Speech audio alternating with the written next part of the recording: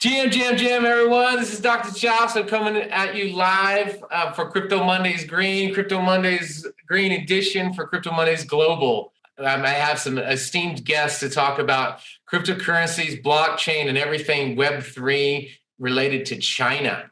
And that's one of the most unusual, but also really inspiring and interesting topics that people in the community, global community, aren't talking about. So I hope to have an in-depth discussion today with two experts on the subject. And I want to thank you guys for coming in today. All right, first I have Roland Min. Roland Min is our surprise co-host for the Crypto Green. He's also an entrepreneur for many years, and he's the chairman of the Wales China business community. So we have somebody who's not only deeply involved in blockchain, Web3, crypto, and development, as well as media, but also somebody who really knows about the interconnections with China and the UK and international communities. So super excited. Roland, hello. Welcome, man, to Crypto Mondays. Hello. Thank you. And then we also have Olinga Ta'eed. Olinga Ta'eed is a fascinating character you're going to really love. And if you haven't heard of him before, he represents the Chinese Ministry of Commerce, China E-Commerce Blockchain Committee. It's welcome to have you, Olinga. Thank you very much, Josh. It's a pleasure, and I'm really looking forward to this, my friend. Right. China. People don't even understand how much actual activity is going on, even though there's a quote unquote ban on crypto in China. I hope we can get in some of the weeds about that. But sure. You have a really international, diverse background. What brought you to focus on China, and how did you become the representative of this? I want to hear more, bro. That's really unusual. Everything is to do with luck, brother. So my history is rather, it's kind of interesting, where there's a big change in direction. I was your standard corporate animal. I had 9,000 staff. I had 12 companies. And in fact, it was in 2008 when my daughter, whose house this is, you don't think I'm this cool, do you? I'm not this cool.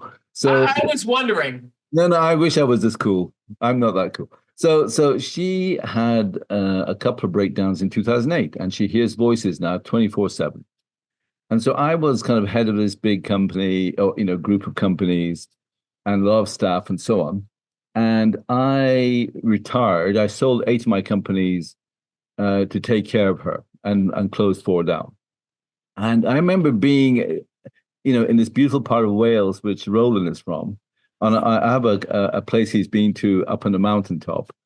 And I remember standing there thinking, wow, several divorces, 9 houses, 7 cars.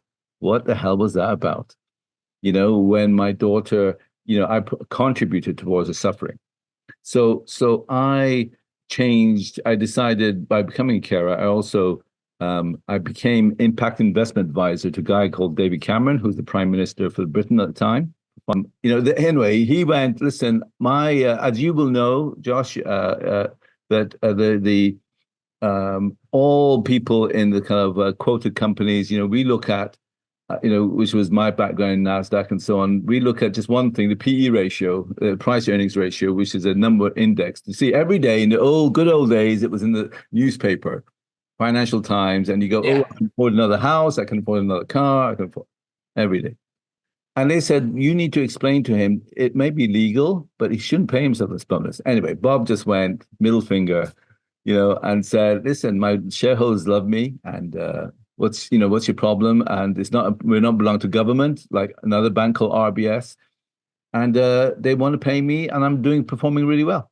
So we came in the cabinet office in the UK, and we went, okay, there must be a something we can do, This was a kitchen table discussion. And we said, what we need is a metric to change the way bankers, like they look at the PE ratio, they need a metric to change the way they understand society, happiness, hope, love, everything else. And they said, Olinga, I've been given 2 fancy prof titles for no reason whatsoever during this period. And one was a visiting one was a standard one. And they said, you're clever now. Can you go and come up with a way to do it? Oh my God, oh no. And I I came up with a data technique to measure happiness, hope, etc., based on sentiment analysis, which is what Google uses, which is Tencent uses, Baidu uses, Amazon use, Microsoft, Apple. And no one was interested. I automated it in 2013. Universities I belonged to didn't have the money, so I paid $100K to develop it. Still no one was interested until 2014 came. It was called a social earnings ratio, like the SE plus PE is total value of something, right? So finance and non-financial value is your total value. And in 2014, I got asked by the Vatican, by the Pope, to give him a speech. So if you Google my name, Olinga Vatican, on YouTube, you see I bore everyone for 20 minutes, including His Holiness, because it had become the biggest impact metric in the world to measure impact, because it can do it in milliseconds.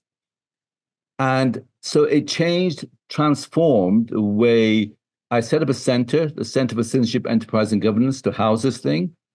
But I was fully retired, So I went, what?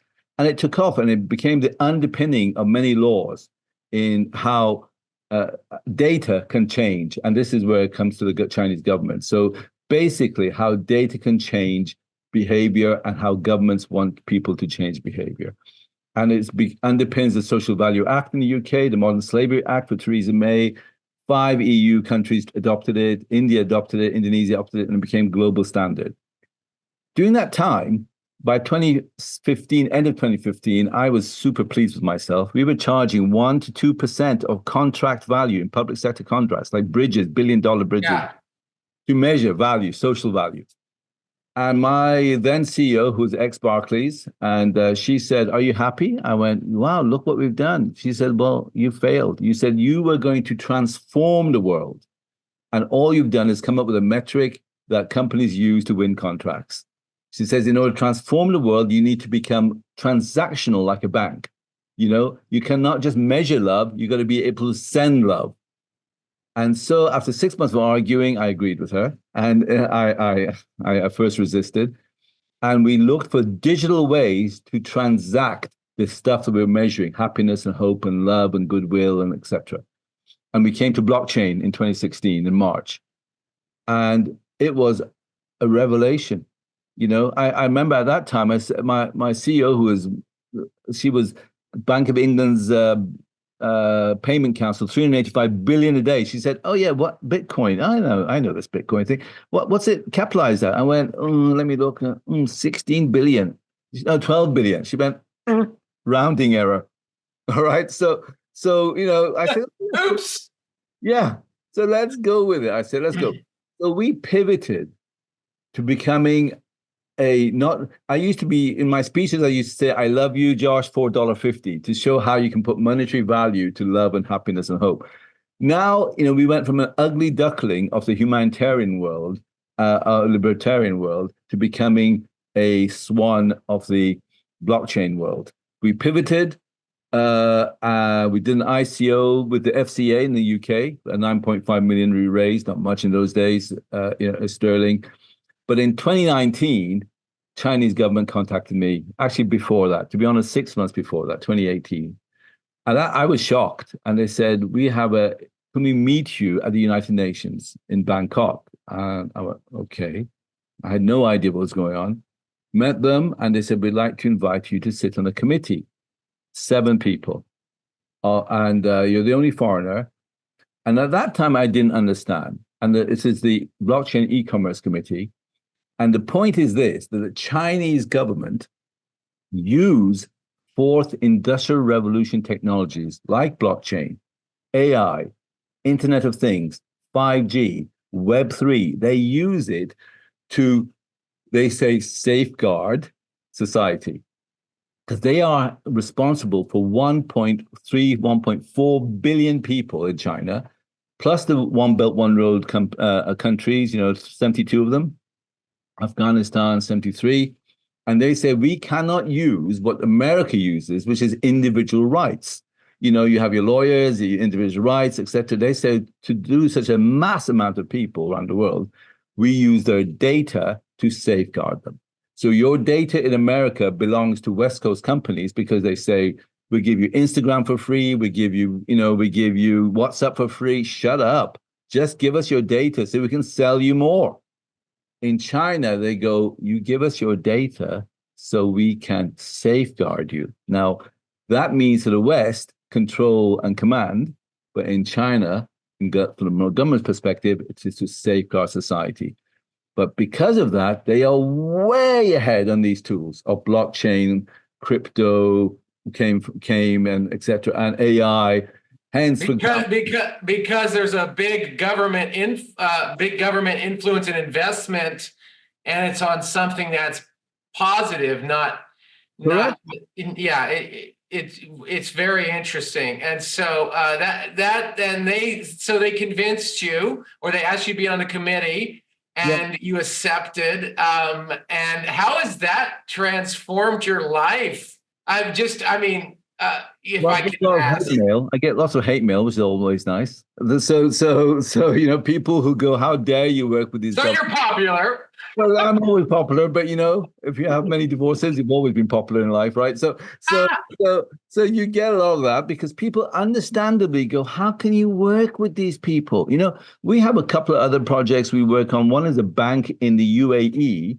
I'm in charge of a couple of BRI projects, $100 million in China, and one $200 million BRI, which I'm only a lead advisor on. I'm not in charge of it. But the point is, we also work with, like UAE wants us to develop a bank, which is not just banking money and diamonds and land and all that, but also happiness and tolerance, because they have a Ministry of Happiness and they have the Ministry of Tolerance. So the Saudi government... In the UAE or in Saudi? Dubai, in UAE. And there's a Ministry of Happiness there. Yeah, now, it's funny because one of the people that I interviewed was Bhutan, the government of Bhutan, that have the happiness index and the happiness. And they also have been Bitcoin mining that actually supported their economy during the pandemic, because there was no tourism, and their economy is obviously built on tourism.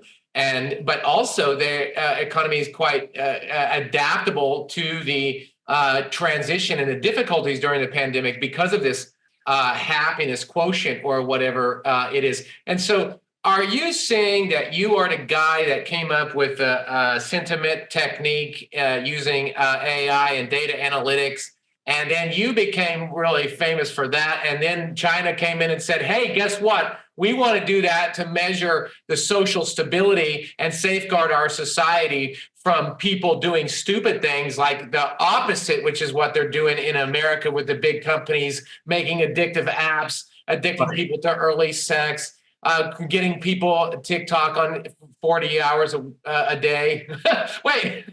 Okay. So they multiply it. A slight change in what you said. Okay. You're almost there. Did not develop sentiment analysis. That was not my gig. Sentiment analysis was developed by Google, Meta, etc. Because and for the audience who are listening, sentiment analysis works like this. I WhatsApp you, Josh, and I go, oh, my knee hurts, and they go, oh, they read machine learning. They read every WhatsApp, they read every Gmail. They give it for free. Shut up. That's what they can do. They read it for free, and they go, Olinga's knee hurts. His sentiment says his knee hurts. Where is he on his browser? What app? Where's the location on his mobile? Put on his browser an advert for knee joints. And you go, oh my God, how did they know? How did Alexa know that I was just talking to my wife about this? Are they listening? Is Siri listening? Right? So that's how sentiment analysis works. So they can sell you more stuff. And then later on with Cambridge Analytics and so on, it went how to influence your voting, but it's using this technology called sentiment analysis. I know, but what you've developed, what you invented was a way to evaluate happiness levels. Right. So they were ahead of me, really. They thought, this guy, sentiment, the next thing is going to be values, because these companies want to know what's happening in your heart and your head. Not just, we went from big data, which was, of course, a lot of data, and then Facebook came along and gave us communities of interest and go, okay, you're all interested in carrots. Let's put you in a community, and then let's put carrot adverts. Then Google and Amazon came along and said, this is what, people like you also like to buy this, I remember I once bought a whip for a horse, horse riding, and it said people like you also like to have these sex toys as well. I'm like, wow, that went wrong, because I ordered a whip, So they go sentiment. What's your feeling? What they want to get into is what's in your mind and in your heart. What do you really want to watch? And this is essentially where the difference has come in.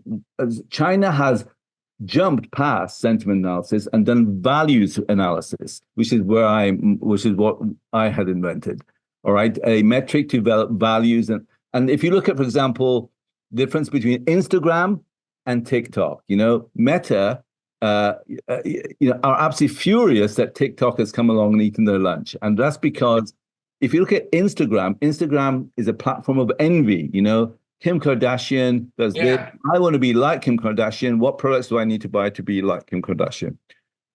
TikTok is on values. TikTok is what you really want to watch. That's what you really like to watch, what you spend time watching, because in general, 80%, broadcasting, advertising, campaigning no longer works. Does not reach Generation Z. It's a complete dead medium now. Influencers, what we call in China KOLs, key opinion leaders, is 80%, both in America and in China, is 75 to 80% is through them. So what TikTok does is goes, okay, if you want to get to a guy called Olinga, he likes to watch horses, he likes to watch this, that, women dancing, whatever, man. Okay, like this, we're not going to sell you advertising space. We are going to tell you who he's influenced by. If you try to advertise to Olinga, he'll go, shut up. I know you're advertising. Just putting a green leaf on a product doesn't mean it's ESG. But they go, but he does believe in this guy called Josh. He watches Josh this amount of time, this time of day, et cetera, et cetera. And they say, you now, using their AI and their values genome metrics, they say, you now do a deal with Josh to advertise, to sell products to Olinga. And I could definitely see from a political perspective how some people would be sending you hate speech and things like that. Roland, on your side, tell me, you're into media and obviously pro-China in the same way Olinga is, in the sense of social values and happiness. How did you get into this space, and what would you respond to what Olinga said about the differences in the way that social media companies look at this? Right. Olinga was a legend to me before I know him, because I know he's done something in cryptocurrency. He's one of very few people make money from it, because a lot of people step into the market without a caution, and they probably just lost money rather than get the very high return, something like that. So I at the first time I meet with Olinga, we having a good talk each other, and I quite surprised he's very active thinking and very active thinker about the future and things. And we discuss a lot of things, but I might share some different angle of my point of view about China, about blockchain. I don't mean I disagree with Olinga, but there's something I think if we look from the other angle, it might trigger some more interesting thing. For the Chinese government or the Chinese people, you must realize something is they are much more like a target-driven person or target-driven society. So that means a lot of times we like a Western media or Western world having misunderstanding about China and the Chinese people. And also we not only misunderstanding Chinese, we misunderstanding the world, because it's used to happen. It's been proved again and again. Like when the new technology coming, like when the radio coming, we didn't realize that radio and the TV probably is one of the technical factor driven the First World War or Second World War happened, because that's a kind of massive influence could happen to make the nationalism could be widely spread out. So people be aware of the technical danger. Probably we nowadays we think about AI might dominate the world, AI might replace person, but the true danger behind that is we didn't aware of what the things really technology bring to us, because I think the AI most what the most things or the most trendy AI developer bring to us is the efficiency of the capitalism, because the AI is a massive, very effective tools, not only in the production industry, also in the service industry, to change or reform the humans, what they call the human society structure. So that is very important to understand. And also about that is understand China is also important to understand the technology and understand the world. And then we know what the Chinese people want. Do you think, or a lot of people still in the Cold War thought, do you think China or the Chinese people, or either the Chinese government, no matter they are declaring themselves as communism or capitalism, but do you think they are willing to dominate the world using the hot weapon, using bomb to dominate the world? It's not feasible, really. Yeah. I mean, it's not really feasible. And the only, because everybody's hands is on, everybody got a strong hands on a reset button of the world. And nobody will be stupid to touch that.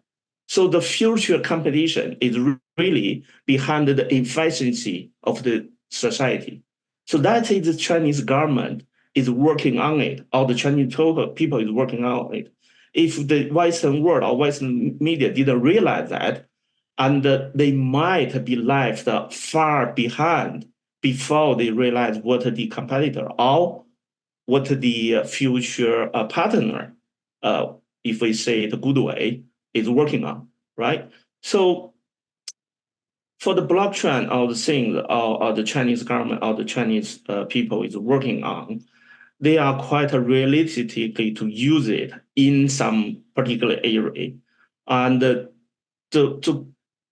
well, speak about the negative side, a lot of people knows, because the China having a one power, it's not democracy, it's having a lot of problem on human rights or whatever. But the efficiency, like Olinga said, they don't care about human rights or whatever the moral boundary. They just use the data and to create a better, more effective society. That's the things we must be carefully understand. And actually, if I don't know if Josh, you've been to China or not, if a lot of foreign people been visited China, they will see a very effective society with very high, deep capitalized society. It's not communism theory and what they said and they pretend to be. It's purely capitalism dominated commercial world. Even there's some kind of media or some kind of saying about China is still having different thought with Western country. But for the view of treating for health, safety, and all the the human freedom or entertainment or whatever, there's no different of all Chinese people in the big city, and also same as in London, because I'm in UK for quite long. I know what the local people want. I know what they like. I also know I'm from China. I also want the same thing. So there's no difference. And in future, it must be a peace world, and every people is competing, but as more time is cooperate with each other, and that is what the future world will be built on. So on that angle, I think the Chinese the Chinese industry or the Chinese technology is developing really far more speed than most people think of, and even in blockchain or other things. When the blockchain things start to be in the hotspot of the media, and a lot of Chinese or the Chinese people already involved in it. The nature is the Chinese capital market wasn't so open, so there's not much way to invest the money. And also, a lot of Chinese people like gambling, as a lot of people see in the casino. Not just Chinese. Well, a lot of Chinese people in the casino. Now you hit on some interesting points here. One, you've hit on the point of this. You connected to social media and the use of the data in social media for the valuable purposes of societal change that Olinga was mentioning, but you've also expanded out the perspective, maybe the dysfunctional perspective or the wrong perspective that a lot of people have about the purposes of use of blockchain in China, and how people use it and what people like, and the limitations that people in the West tend to characterize China as this completely controlling atmosphere that's oppressive, whereas there's a lot of capitalism. There's actually a lot of movement going on. It's one of the biggest countries in the world, obviously. People like you and me and parents and families, over 1 billion people, with most of them wanting families, having strong family networks. They want peace. They're not trying to take over the world in a way. However, China cannot be looked at as something that is not a dominant power or will be the dominant power in the next even 10 to 20 years. If you look at the statistics of the rise of Chinese businesses, not only with the exports, but also just the manufacturing, and then the comparison of Elon Musk, I know, made a recent trip to China and talked about the manufacturing ability and the architecture ability, and how it's so far advanced. And I believe this year that Chinese patents, US patents from Chinese researchers and inventors, have exceeded that of the United States, meaning the number one amount of patents. And so a lot of people don't understand that, well, in a communist-only country, you can't have this kind of economic advancement and development, and you can't really have a guy coming on to the committee like Olinga, who's obviously built a lot of capital. And that's one of the things you said, hey, the first thing he says is, I like this guy because he actually made money off of crypto, whereas, I think 90% of people don't. I read recently, well, according to CoinDesk, which, by the way, congratulations to Julie Lamb, who was Crypto Mondays New York head, who was just published an article in CoinDesk. So according to this recent information article from CoinDesk, it said, that even though obviously we talk about a ban on crypto in China, because obviously they took away the Bitcoin mining, mostly they cleaned it up. They had their CBDC, which I believe once they took out the Bitcoin, I knew that the CBDC was the next thing as part of a long-term strategy. Obviously makes perfect sense. And then, of course, then they had the Africa deal where they are trading using the CBDC in Africa, which was, I think, the third step. And I think what people in the West not only misunderstand about the communist thing, but they really misunderstand China has a long-term vision and a long-term execution plan. And nevertheless, lots of people are using VPNs. A lot of people are using Bitcoin. It's very hard to regulate. A lot of people have accounts outside of China all over the world. And so we're seeing a lot of movement there. How is that possible I mean, is it an interpretation of the law that allows people to hold crypto, or is it people, or does China actually allow crypto? I mean, in your guys' opinion, how does $90 billion a month go through Chinese people with it there being a ban? It's a bit contradictory to me. Help me out. Okay, so I'll give my perspective. And by the way, you know, going back to something that Roland, who spoke very eloquently, said, 72% of all patents in the world, Josh, that you mentioned, are on blockchain or in China. Okay, 72%. So the Chinese are very active in blockchain. It's just that everything is blocked. They are not purist. They don't go, it has to be blockchain. They go blockchain-esque. So the social credit system that you are going to talk about, it's blockchain-esque, okay? Because it's not fast enough at the moment not to be, to be just pure blockchain. So one of the big differences here between China and America, and basically, is that they do believe not just in the financial gain from supporting Alibaba, WeChat, Tencent, blah, blah, blah, TikTok, but actually it's accumulating your data. And they believe that data belongs to them.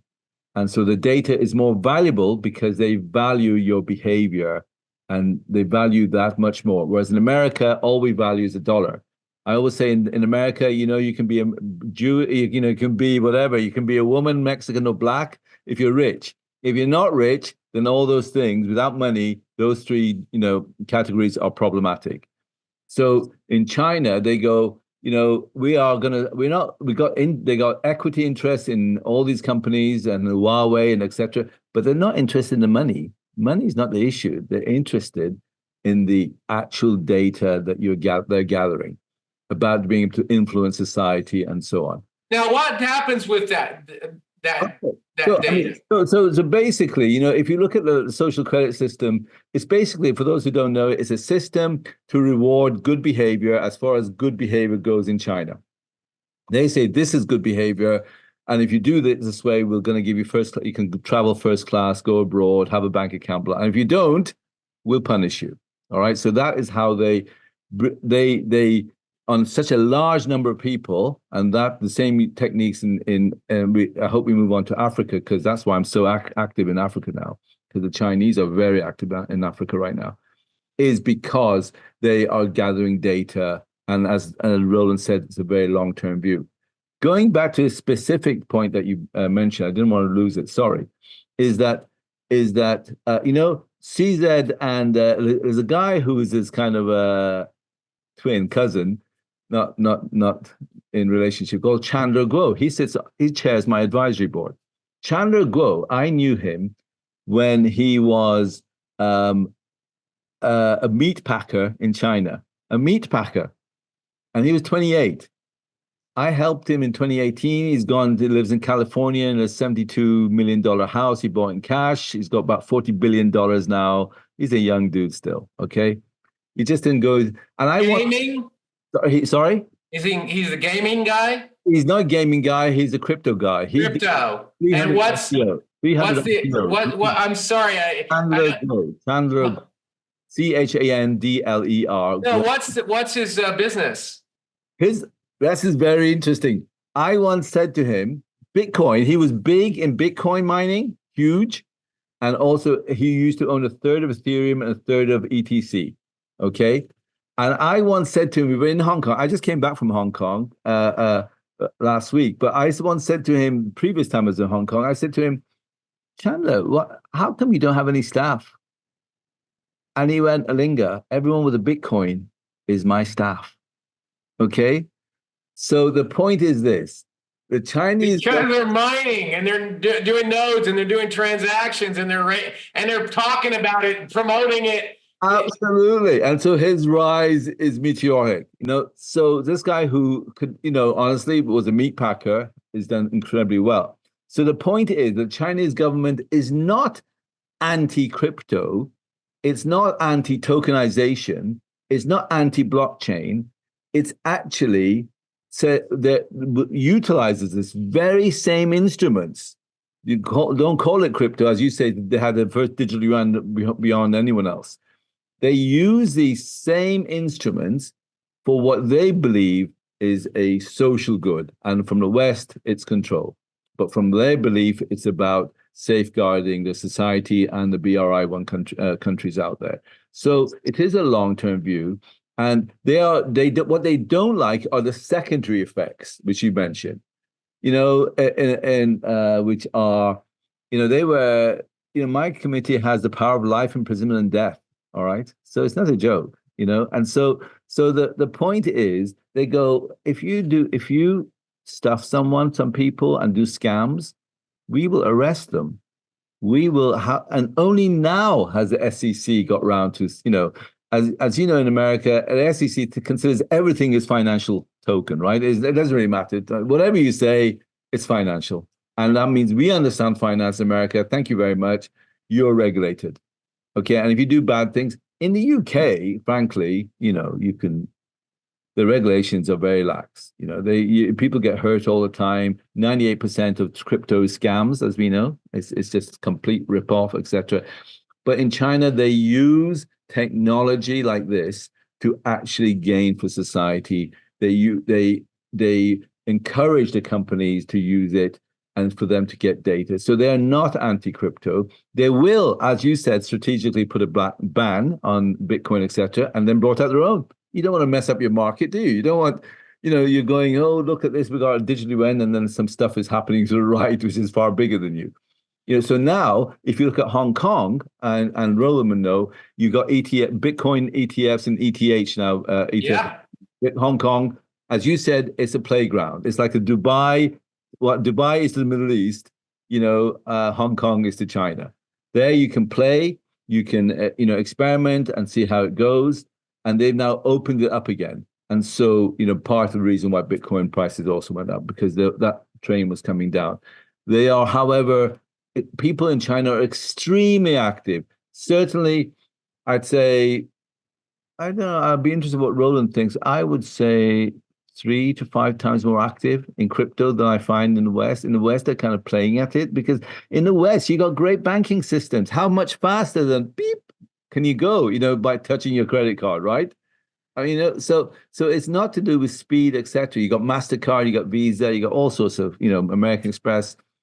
In China, they brought out peer-to-peer Alipay and WeChat Pay. They brought out systems that jumped existing systems. And so they were experimenting with blockchain transactions way before, and then they hit the buffers about how transaction speeds. And they went, okay, we'll alter that technology, but it's still using the core. Well, when we know that peer-to-peer systems, are sometimes more efficient, and China, Roland did mention efficiencies as the core purpose of blockchain. Relate that to the environmental and climate and sustainability initiatives that you guys are involved in, because that's important. I know China's planted a whole bunch of trees, created efficient systems. First of all, is the digital yuan on a proof of stake system, or no? It's on a proof of work system like Bitcoin. It's actually on their own proprietary system. Okay, so it's a closed blockchain. It's a permissioned, what's it called? A permissioned or closed blockchain. Correct. Okay. And so how do other blockchains interact with that system? Is it a multi-chain system, or it's just closed? They don't interact. So Tencent, you mentioned you mentioned WeChat, you mentioned peer-to-peer systems. Are these peer-to-peer systems, are they integrated with the One World, or the One China blockchain? One World, that was a Freudian slip, wasn't it? That's later on. Wasn't a slip. That's right. That's a slip of the tongue. So WeChat and WeChat Pay, Alipay, these came way before. Okay, all these things, and they now have better versions of that, which have faster transaction speeds. But they're developing their own digital currency. But it's not the be all and end all. It's not like they believe this is the one currency for the world. All right, this is the digital currency of the world. They do believe, however, it will be for the BRICS countries, for example. the Brazil, India, etc., Russia, etc. So they do believe this is in a good spot. Let's talk about that, because one of the things I believe is that the BRICS currency has a good chance of coming out, especially with the international political difficulties, the inflation of the dollar, and the political influence that they try to use with the dollar. And then you have these current countries like India, China, the UAE is involved, and also in the BRICS currency. Do you believe, either of you, that the BRICS currency will become a reality in the next few years? And what would that do to the digital yuan and also crypto? I'm interested to hear from both of you. Roland, I've been speaking a lot. Do you want to speak? Oh, well, you can answer this question first. I will follow them. All right. So the reason why China went first on this whole issue was because the dollar represents American values. The dollar represents McDonald's, Coca-Cola, American values. They wanted something that represents Chinese values, okay? And they want to be able to transact on values. Why was there a huge active interest now in this area of BRICS? Is because really it was Ukraine that prompted it. First it was when they saw how the dollar was used to squeeze Russia, right? Yeah, and the Chinese were, of course, before that they knew this was going to happen. They went, we can't rely on the dollar. It's the Americans who control the dollar. So we need our own currency, but based on their values, based on culture, based on whatever that they can control. And so the drive towards this is an at that time, anti-American, anti-Trump, movement, because they wanted independence. Going to the question that you said about ESG and environmental sustainability, China is much more active in that, using blockchain, etc., outside of China in Africa. So right now, there's two big projects I'm involved in. One is to do with it's all to do with disintermediation. Yeah. So they want to destroy the supply chain systems that are not equitable, because current supply systems, Africa, whether you call, let's say coffee, I'm chairman of a coffee company in Kenya, and here we got $450 billion of coffee. That's the market. The growers get 5% of that. So Africa, okay, and Brazil and Vietnam get only a portion. 25% goes to Starbucks and Costa and these companies, because it's not the value of the coffee granules, it's because they make you feel beautiful and empowered, and you're sitting in a great environment with lots of good-looking people drinking coffee, and you feel, wow. The coffee is 2%, like espresso is 2% of the cost of that. The rest is about the intangibles.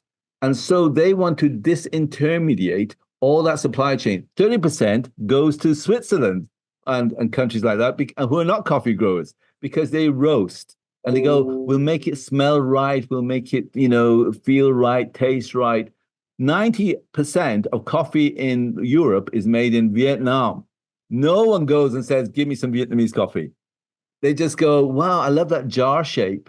I love the environment. And they're doing the same. I'm giving in June a speech to the 9 presidents of Africa. And that is to do with electric vehicle battery minerals. The minerals are mined in Africa, in East Africa, and often children are involved, all right? Because the margins, like coffee, are below cost. The margins are terrible. Gotcha. Coffee is mostly women, okay? So its margins are below cost. In order for you to sit, so in order for some white guy to sit in Tesla, doing a Tesla in California, or BYD in China, right? Which is the BYD is a car manufacturer bigger than Tesla. Yeah, they're going to take over. They're going to set up shop in Mexico. Right. Yeah, but instead of that, you disintermediate the money and you spread it around to the working class, to the actual workers, and put it more in the hands of people. And you can use blockchain to mediate that. Okay. And you mentioned Africa on Crypto Mondays Green. We had the African Youth Ambassador for blockchain, African blockchain youth ambassadors, head of that, Paul Makalaka, as a surprise co-host like Roland. And he was discussing the situation of tracking data, tracing data, tracing the origins of data. We know that blockchain's been used for that, and it's being used in China and in that way. But wait a second, man. Let me just and let me get back to Roland on this one. Is where you said, Olinga, that it's trying to create more equity, right? And that Vietnam produces most of the coffee in the world, and Africa produces coffee. But I don't see anybody running around trying to get Vietnamese duong. I see when I was in Vietnam, anybody and everybody wanted, hey, do you have American dollars? Do you have American dollars? Can you pay me in USDT? Not can you pay me in digital yuan? Not can you pay me in Bitcoin? Can you? Well, most people take Bitcoin. And then the second thing is, why do you think that maybe we need a replacement for the dollar dominance? If you don't mind. I think Chinese yuan, the digital yuan, is progressing very well, and they are trying to promote a more broader use of the Chinese yuan digital. The reason to adopt blockchain, most people think about efficiency. I think that's wrong. It's the most reason why people adopt blockchain is because of transparency.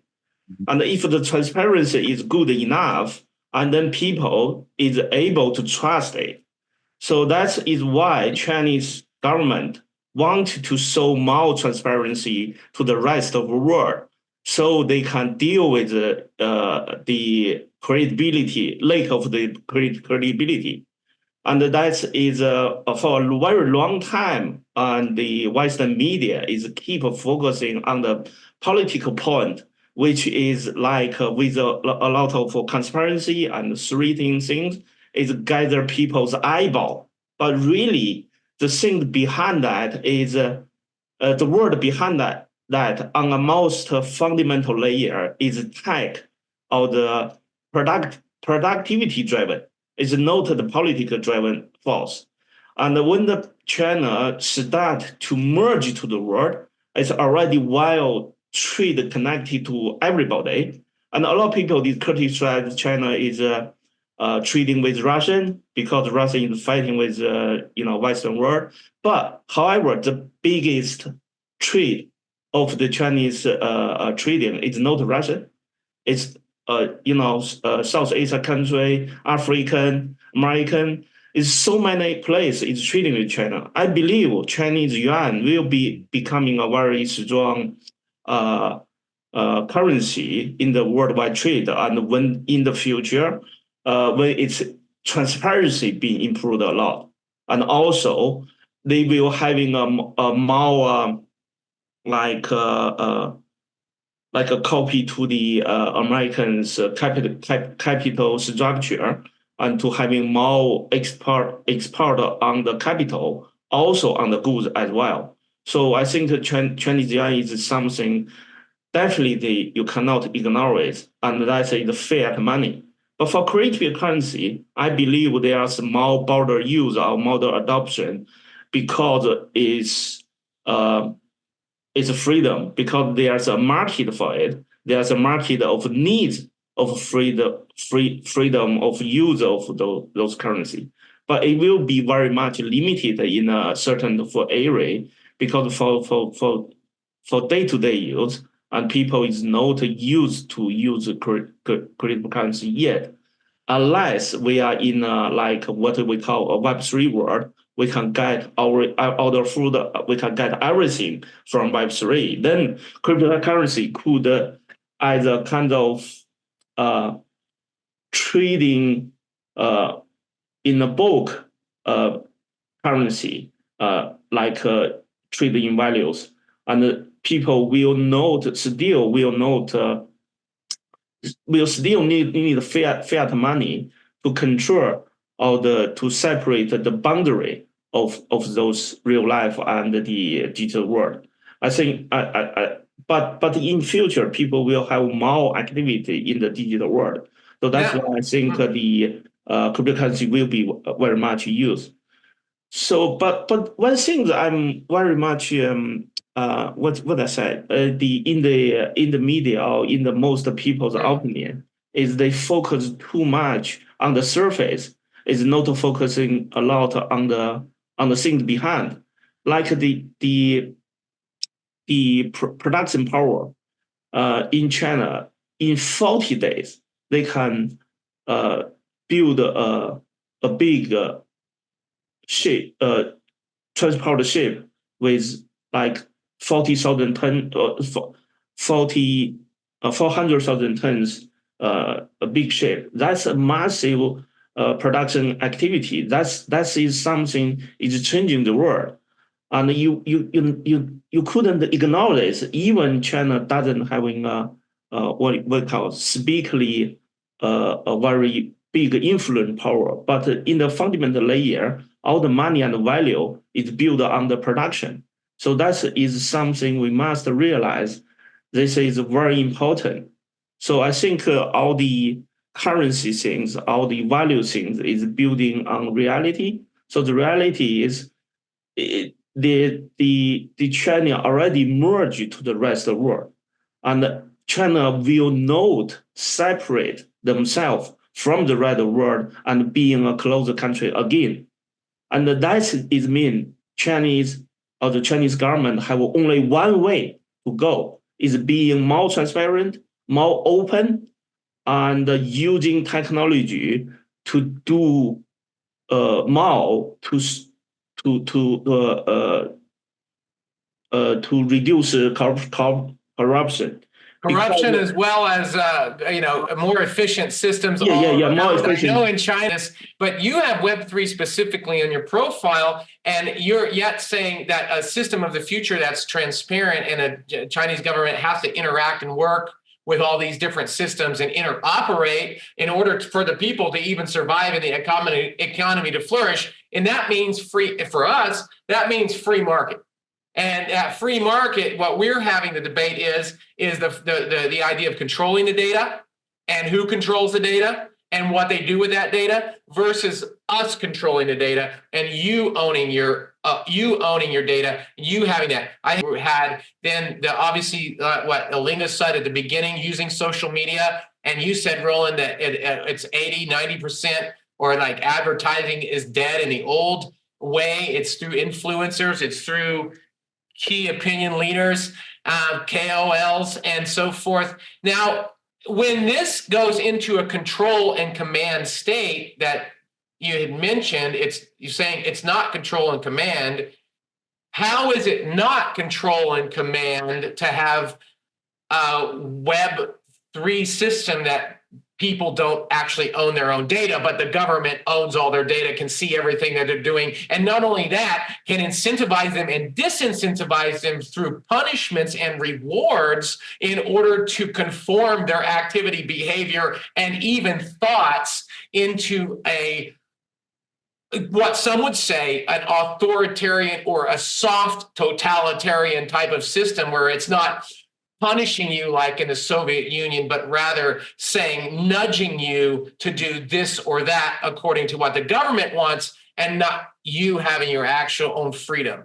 Yeah, let me, Josh, you come to a very good question, which I think I was thinking when you asked the other question, you have heard a late mover advantage, right? Because China is a country developing very fast and from a very last developer area, and people start to feed themselves not very soon, and they are not carrying too much right other than the basic needs of feed themselves and warm themselves. So the data or the human right or either you could be a bisexual or whatever, is not so important to Chinese people yet. And the freedom or the civilization level of Western world is everybody, including a lot of Chinese, including me, is very much admire of. And even in UK, people care about dogs. And some people will be abusing animal, will be in prison. So that is a very good society. But in the other way, there's too much things, like too much whistleblower is blowing the whistle to the wrong direction. Because stop doing this, stop doing that, stop doing our date. But in reality, if you see the Western world, does those whistleblowers stop the internet balance? No. A lot of people been suicide themselves, being like abused in the internet, being having a lot of problem. Does this prevent the personal data leak? No. There's massive news about big platform, include a very famous one, and they leak their user data, right? So the problem of most people is thinking who control the data. But in reality, because I'm a technical guy, you are not able to control the data. It's not possible. I know what you're saying. No matter what kind of government you are, even you are a real Hitler, you couldn't control the data. It's not possible. So people thinking the most important thing is, what is the legislation to use the data? What is your government transparency about using the data? What portal you are using the data? And I think the Chinese government, is need not only Chinese government, all the government need to increase the transparency of how to use the data rather than not, harvesting the data. So it's very interesting that you say that. As I told you, the later development, the later mover advantage is we Chinese people, we don't care about you having my data. No problem. But you tell me how you use my data. That is more of the concern. So Western country is stopping private company from the law to harvesting any data. That could stop the industry developing more. But the Chinese is not, the government is not harvesting your data. It's not. It's the private company is using the data. And the China is more free of it.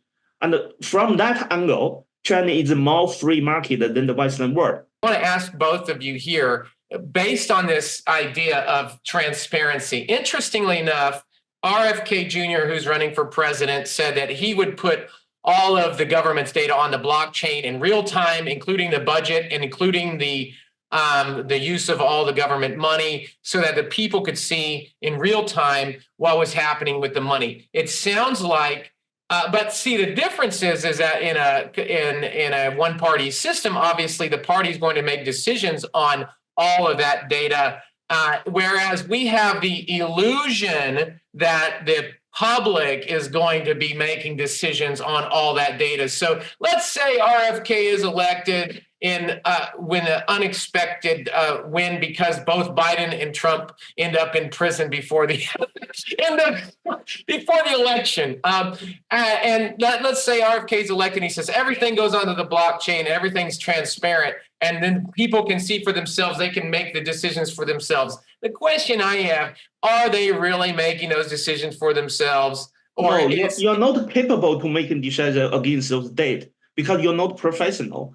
And also, unless you have very strong tech power or calculation power behind, also with the permit of the legislation from the government body, you're not able to use the data legally and effectively. So at the moment, weaponize the data or using the data as a power of the government is every government want to do, but they are not saying it, right? So the government definitely want this power, but they are not saying they are trying to pretend they are fair player in the stage, but it's not.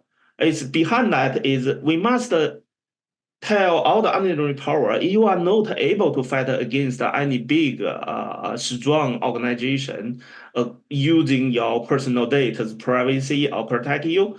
No, it's just an illusion. That won't protect you. That law will only build a more higher barrier for you to understand the data, how they weaponize the data and against you. Okay, and so I mean that's a very insightful perspective on this. Now, so what we're seeing is a philosophical difference, but actually the philosophical difference has practical implications and somehow is a symbiotic relationship with the practical, because what you said, Roland, is that most people in China are concerned about where they're going to eat, where they're going to live. Are they going to have enough? Are their kids going to be able to go to school? And are they going to be able to survive? And at that level, they don't have the luxury of worrying about whether there's a right use of the pronoun in a gender, or that the person has a certain little problem with a dog being abused because it pooped on my lawn and I kicked it, or whatever it is. They have more fundamental concerns. And so therefore, that, like most people in America say, who cares if the government uses my data? Snowden, whatever. But let's get to that point about Snowden and Julian Assange. What about criminalizing people that expose government secrets, and especially, like you mentioned, weaponizing data against the political opponents, which is happening in my country right now, and the accusations on both sides of the aisle. Unfortunately, there's only two parties. We see what my country, who's the freedom lovers, are trying to do with Julian Assange and Edward Snowden. What would happen in a Chinese-controlled world? Would it be worse? I mean, what do they do to dissidents, political dissidents, and people that might challenge the dominance of the data and the use of the data for social, for social value, even if it's the purposes, as you mentioned, the purposes, the intentions are good from the Chinese government. How do we prevent these things like happening in a system where you have that level of control? That's what I said. Why controlling data is not possible, because in reality, yes, government make a lot of effort to control the data and to use the data against the person, and particularly in political issues, and also on the thing about criticize government. But the thing is, the massive use of one of the way is to set up a kind of sensitive word, right? Sensitive word about the president, about the Communist Party or whatever, and then, but however, that didn't stop people communicate their ideas about what they think about the government.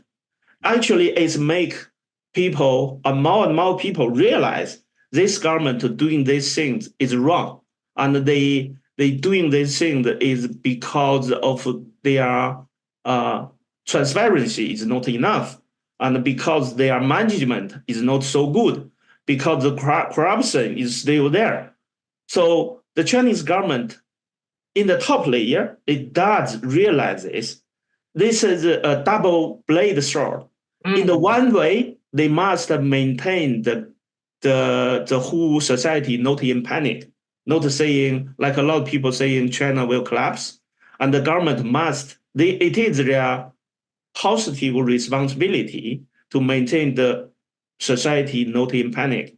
If China is in panic and a lot of people running out of the country, it's not a disaster only for Chinese, it's also a disaster for the rest of the world.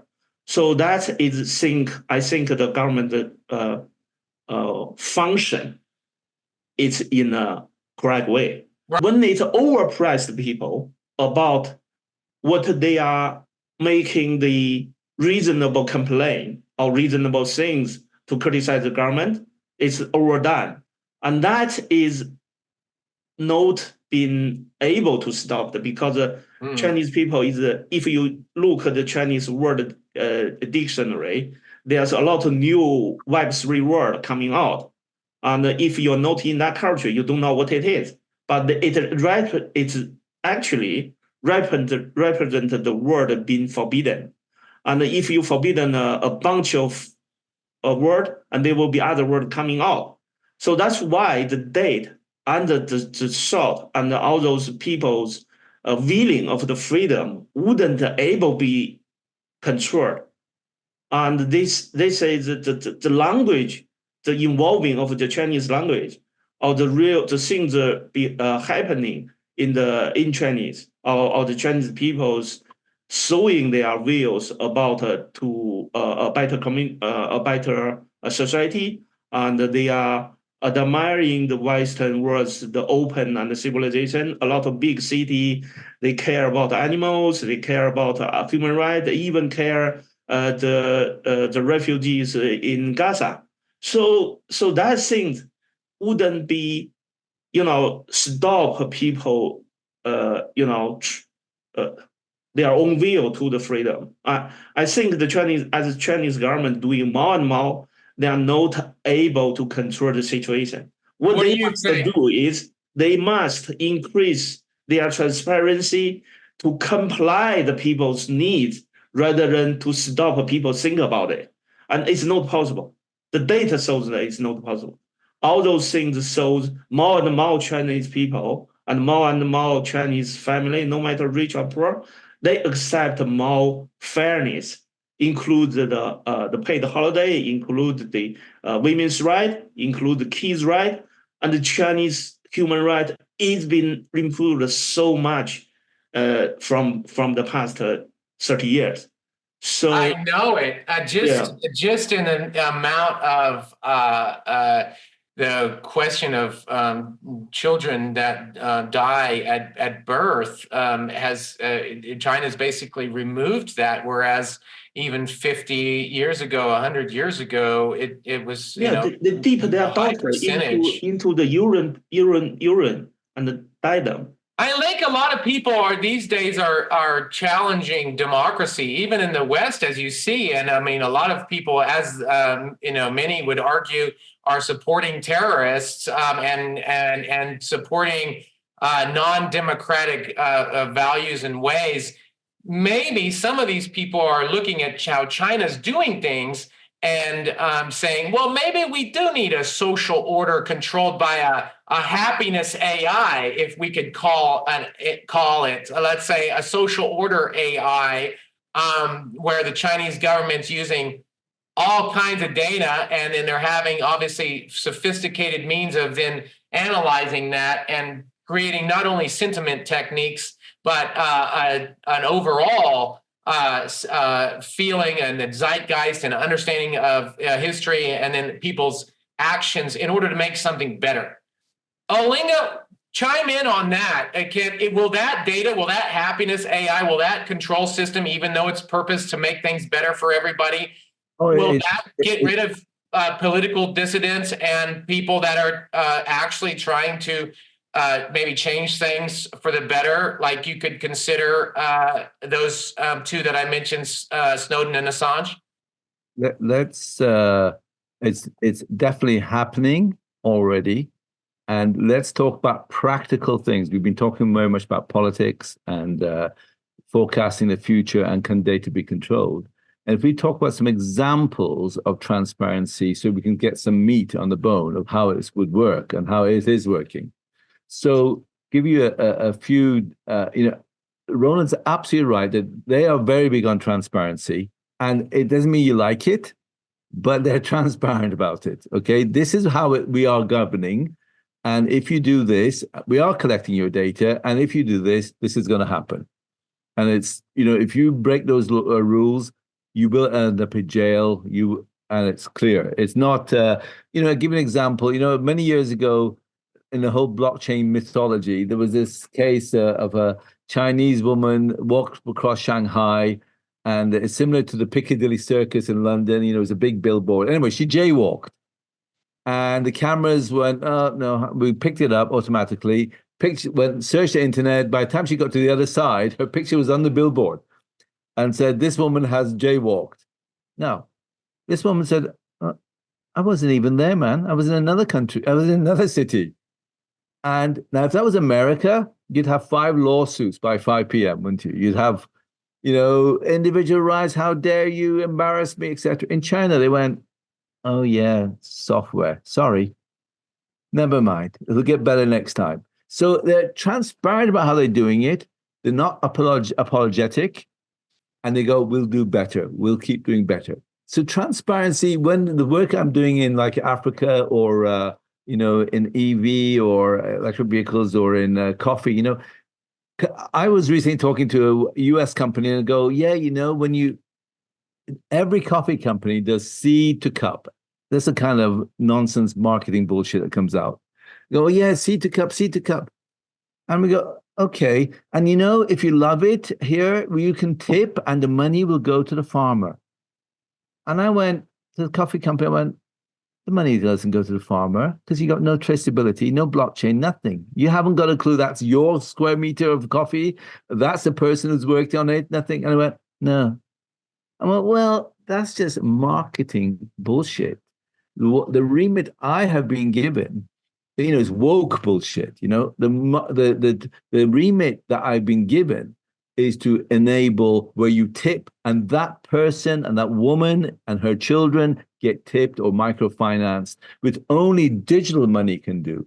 Fiat money cannot do. So they use these instruments to go, I will connect traceability, transparency, and that currency, that you know, that reward system. And that's why into digital. So the point is that, you know, everything is to do, because the Chinese are big believers in ideology, belief, faith, opinions, etc., values being driving the force.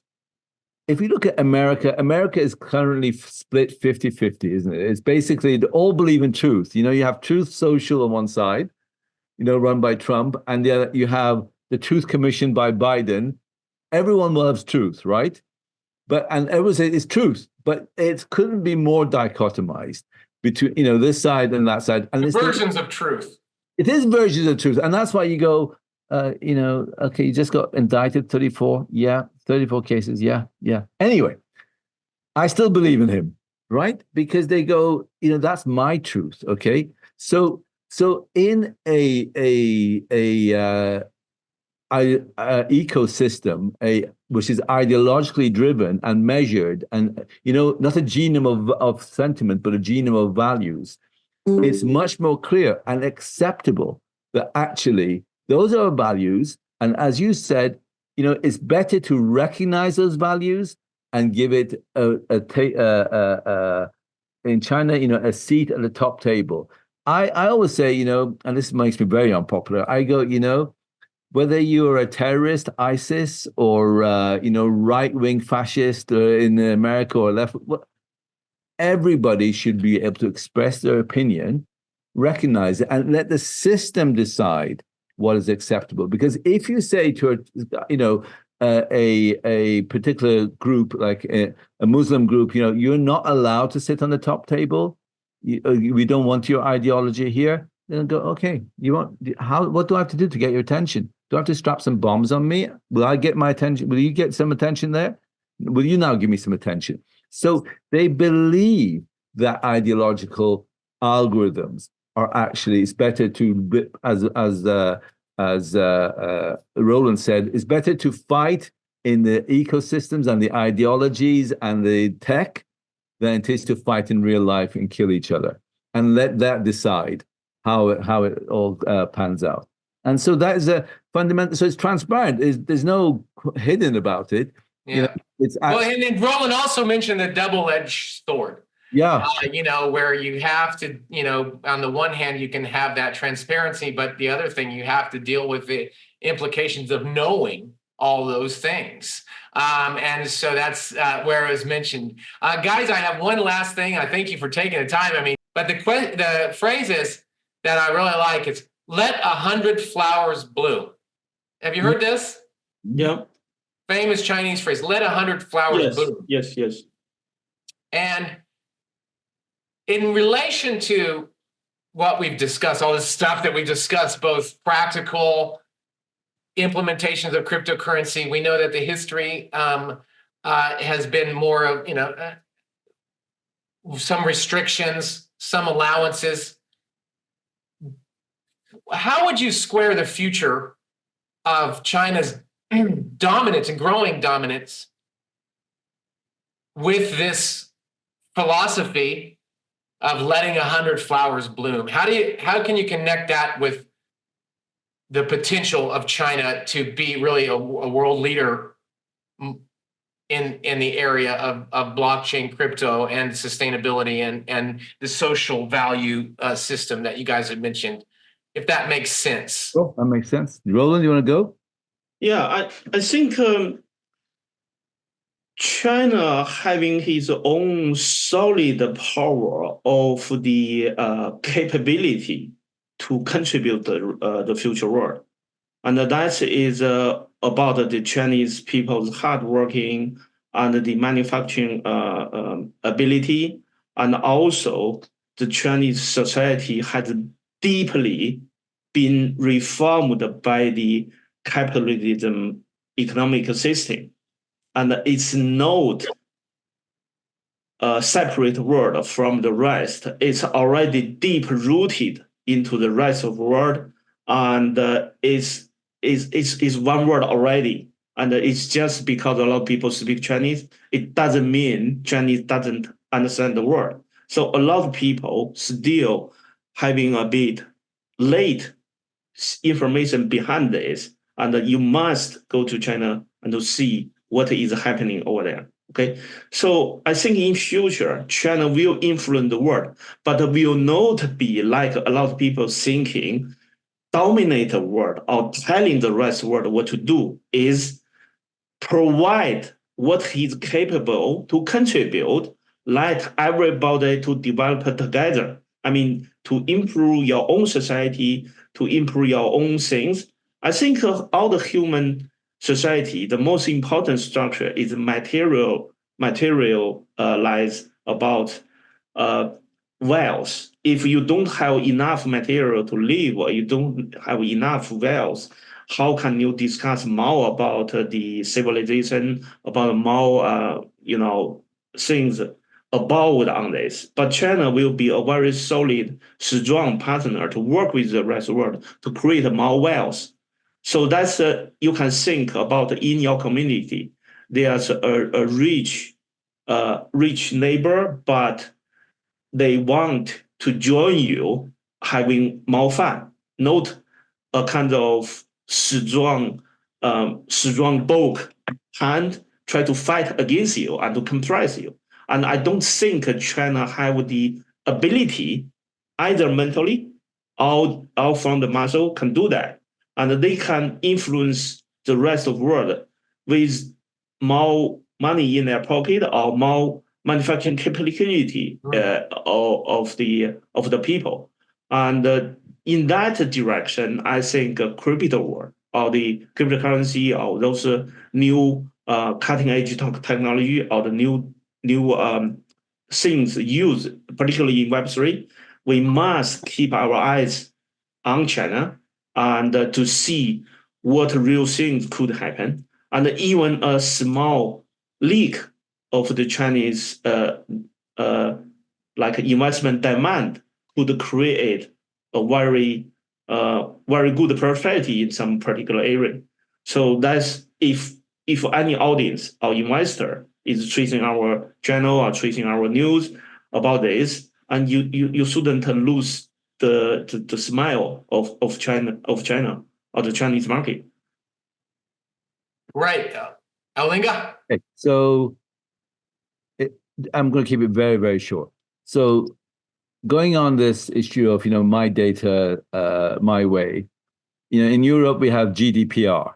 We go, and this has been a complete disaster. All we do is hit cookie acceptance buttons 50 times a day. No one reads, who's got the time, to do that. So it's not my data, my way. That's certainly not worked. The West, your data is ours to sell you stuff. Okay, it was good. Well, it's been good.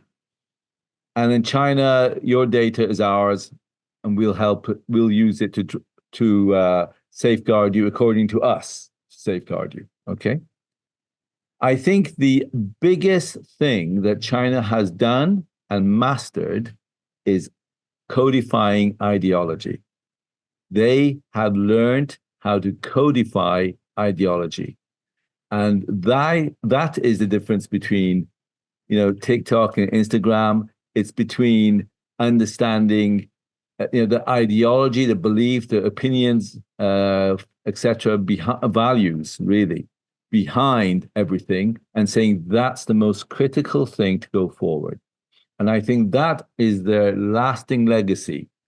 I'm sure in 20 years, there'll be something else. Sentiment has now had its day, in my honest opinion. And I think there are people across the world, especially in the West, very disillusioned with politics and countries and, corporates and ecosystem, saying, well, okay, is it really all about money? Is that it? And looking for alternative ways. And the argument in America is an ideological stance between Trump and, the Biden. Okay, it's the two aspects. What China has done is pioneered and now embedded ideology in code and gone, this is more valuable. And you can put it into all the use technology like AI and Web3 and 5G. I mean, what people don't understand at all why Huawei and all these companies are into 5G and future 6G, 7G, 8G, because they're saying data will be completely hidden in your transactions. At the moment, I go to Starbucks, I go, okay, they go, okay, we Starbucks, we are going to, we're aligned to disabled people. So show us your disabled person. I go, okay, well, I'm depressed. They go, yeah, okay, whatever. You're not. So go on, show us if you're mentally ill. Show us, go on, show us. I'm going, oh, come. In the future, you should be able to walk in. The data from your phone says this person has got issues around mental health or disability, etc. The transaction, Starbucks says we'll give 35% discount. You don't have to ask for it. It's automatically transacted in the data layer. So all these fourth industrial revolution technologies of AI and blockchain and IoT and Web3, etc., and 5G are all to make the data invisible to the user. Because as Roland said, if I give you the data, what are you going to do with it? You can't do anything with it. But the transactions are based on the values of the corporate, the government, the people, the sectors and civil society, the sectors that we say are trying to bring together. And I think that's a lasting legacy. Okay. Oh, thank you. Excellent.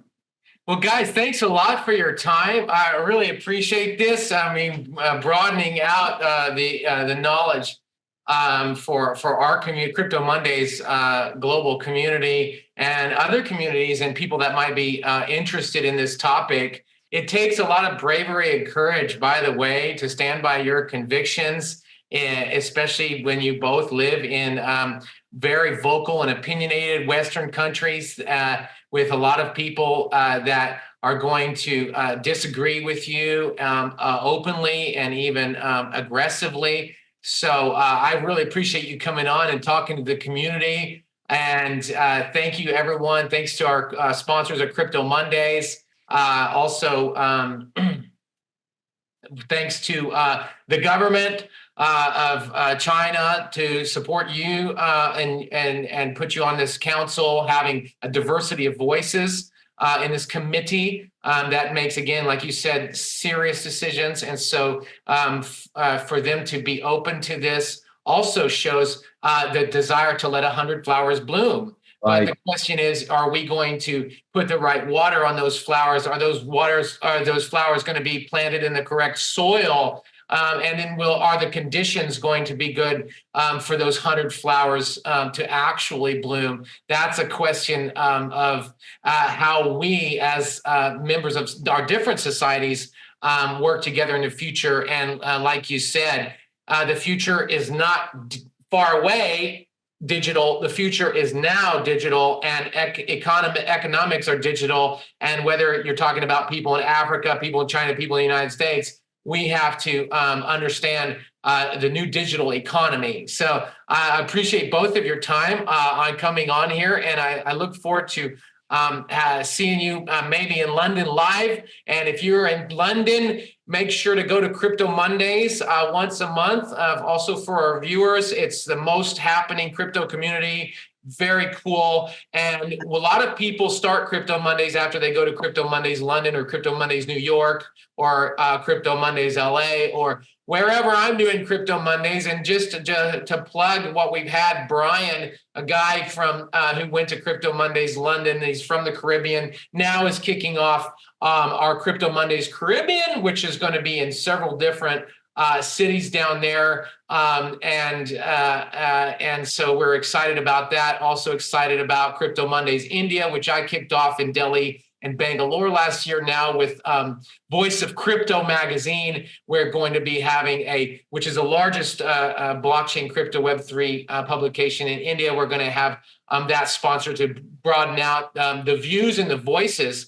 And I'd love to have you guys speaking, or other representatives that can see a broader view than just, oh, China's anti-crypto, or China's anti-democracy, to see this broader perspective. So thank you guys for coming in again. I appreciate it. Everybody else, we'll see you on the next Crypto Mondays Global. Thank you. Thank you very much.